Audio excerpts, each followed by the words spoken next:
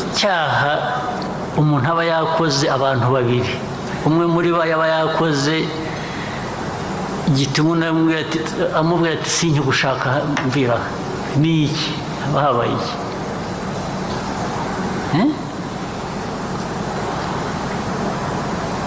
ariko niba cyanabaye kirashoboka ko cyaba gihari, ariko se abantu ntibarebana mu maso bakaganira bakavuga ati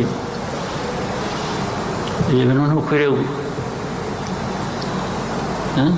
ntuzasubire, ndetse n'ejo yasubira ariko ubushize twari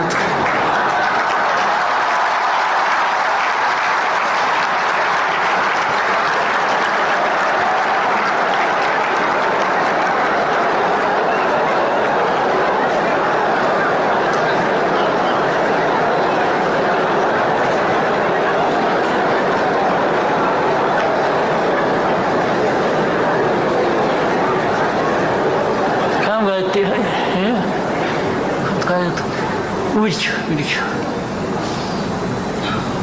ariko se urava aho ugiye handi udasanga ibibazo nk'ibyo, wenda kuri busange ibiri hanyuma ibibi kurusha aho ngaho, ariko well, that is the simple logic of it. ariko behind it tekereza ingaruka iyo baye ku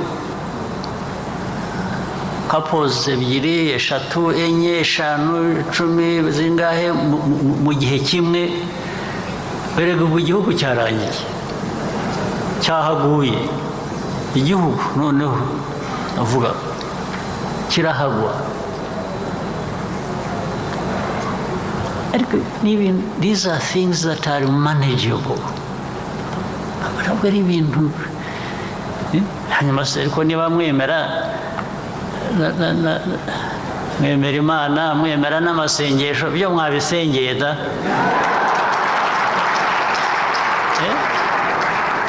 mwakwicaye mukabisengera mukabishakamo igisubizo mukakibona, niba mutabeshye koko.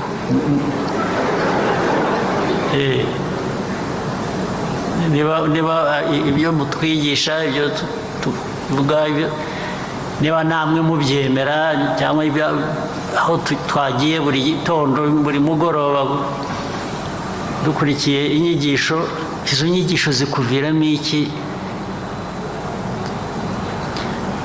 udashobora gukoresha kugira ngo urenge uwo mujinya, iyo nabi, cyangwa kugirana nabi? ni iki? ubundi uvana iki niba udashobora kubikoresha kugira ngo so that you bring harmony in the family, and in the end the nation needs to be in harmony.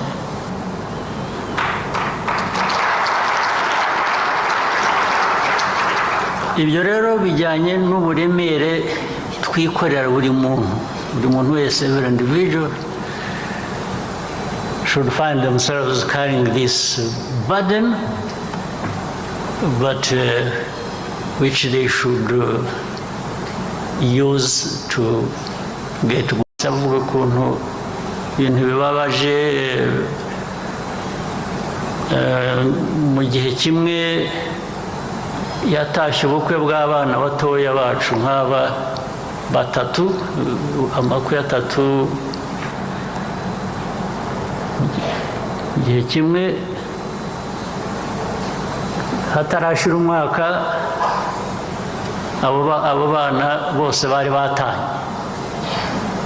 nabisomye ejo bundi kandi ngira ngo ukuntu yabivuze, umuntu wabivugaga nibyo, ariko ubwo yavuze batatu, ushobora kuba bari na 30 ahubwo.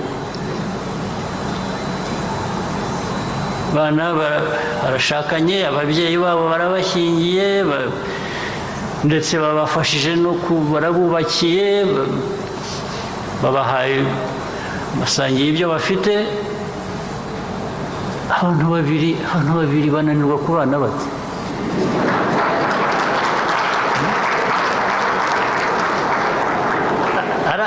ari abantu benshi bashyize hamwe ukaba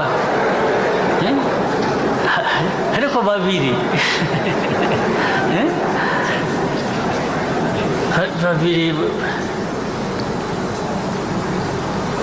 erega abantu baranihanganirana.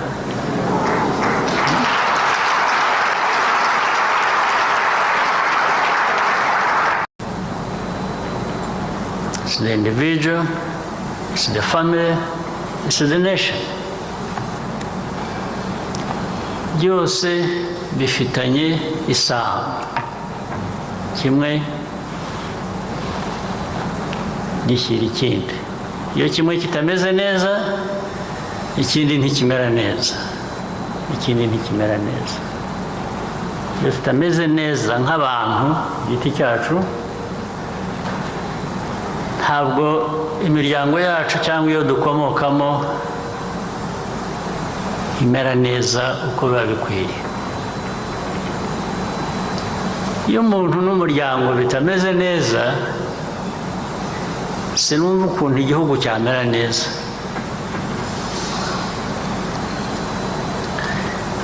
Ibiri hagati aho byose rero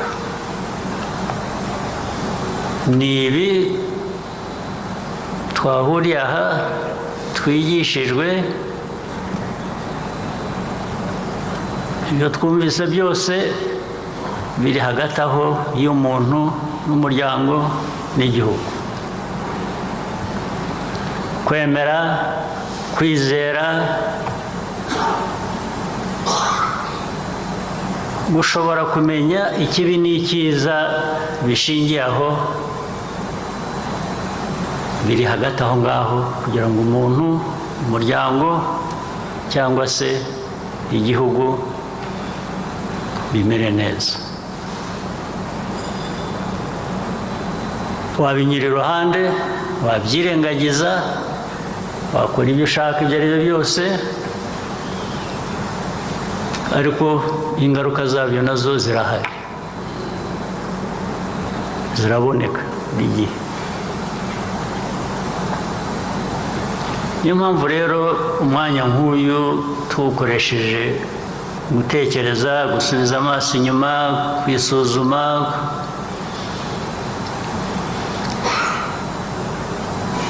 no kumenya ko turi ibiremwa muntu. Ubwabyo bifite icyo bivuze,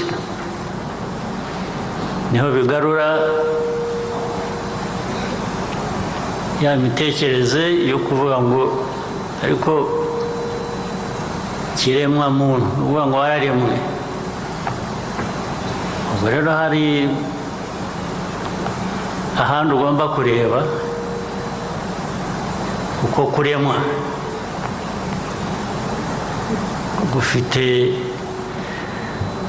gufite ibyo gukesha, ariko uko kuremwa bifite n'icyo bigusaba cyangwa bikubaza kwibuka no gukora ubishingiyeho. N'iri huriro turimo n'ibyo bitekerezo twagiye tubwirwa na benshi.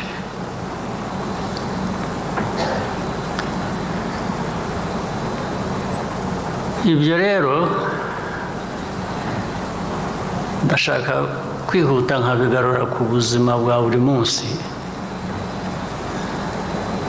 Hari wa muntu, hari wa muryango, hari na cya gihugu.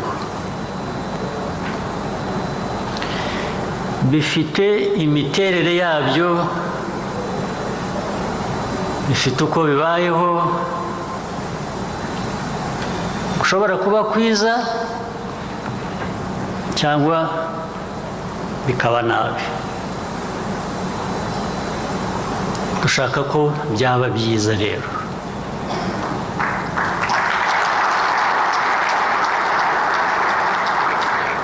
No muri ibyo, muri uko kugira uko ubayeho, uko uteye kwawe, k'umuryango, ku gihugu, ibyo ni byo ugenda ushakisha uko byarushaho kumera neza. Ariko ntuzakore ikosa ngo wisangemo ko ukwiriye kuba undi utari wa wundi uri.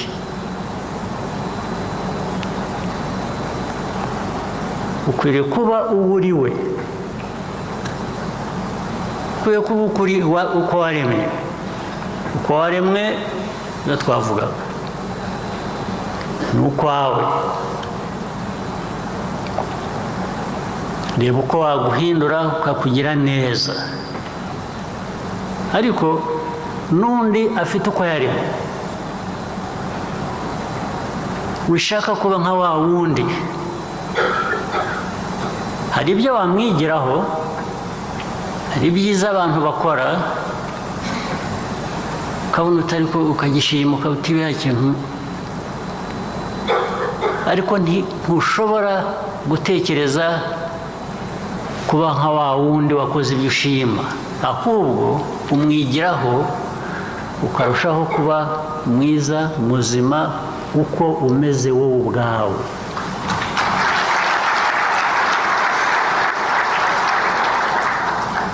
Umuntu ni uko, umuryango ni uko, n'igihugu ni uko nguko. Iki gihugu cy'u Rwanda ntabwo wagihindura kuba ikindi gihugu icyo ari cyo cyose. Ntuzanabitekereze kuko si bizima ubwabyo. Ni nayo mpamvu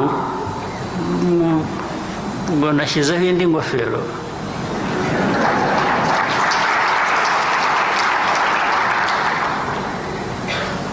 Uko duteye ku isi, ibihugu bito, biri hagati, ibinini, ibikize, ibifite uko bimeze kose, bikomeye, bigize bite, ntushobora gufata igihugu nk'u Rwanda ngo ugihindure uko ushaka, kuko si we wakiremye.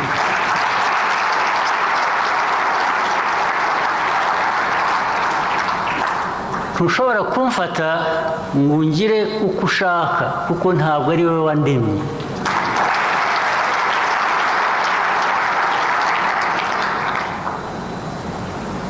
Intege nke rero akenshi aho zituruka ni bya bindi navugaga, kutemera ukuri, uko waremwe, ngo noneho ahubwo ugende uguteza imbere, kugira neza, ugashaka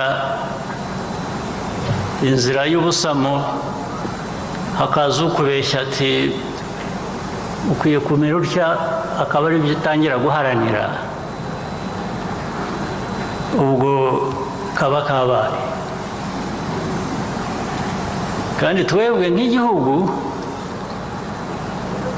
uko kabaye turakuzi.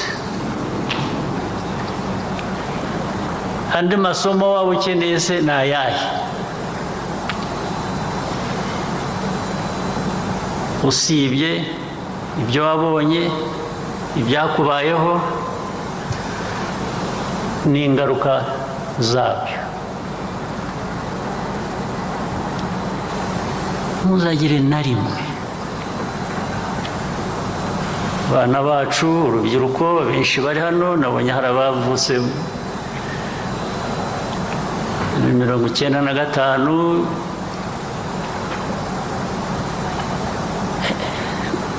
n'abasabye n'abavutse mbere yanyu, aho mugenda hose ku isi hose, ibyo mubona, ibyo mushima,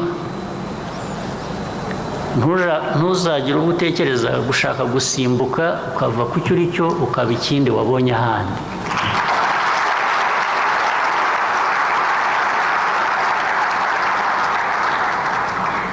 ntabwo kiramba, ibyo ntabwo biramba, ariko niyo byaramba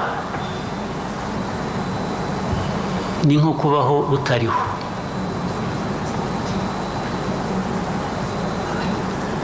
Ibyo bishingira uko twemera no muri ibi by'imyemerere y'amadini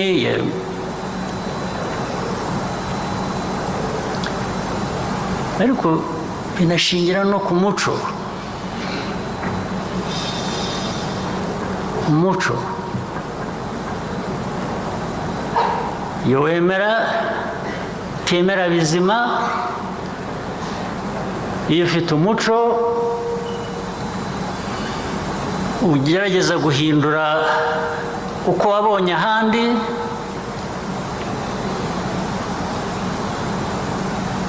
birasenya, ntabwo byubaka, ntabwo biramba.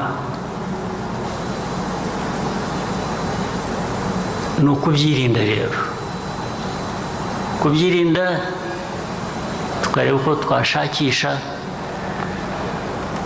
kugira ibyacu igihe bitabaye byiza, tukabihindura tukabigira byiza, ariko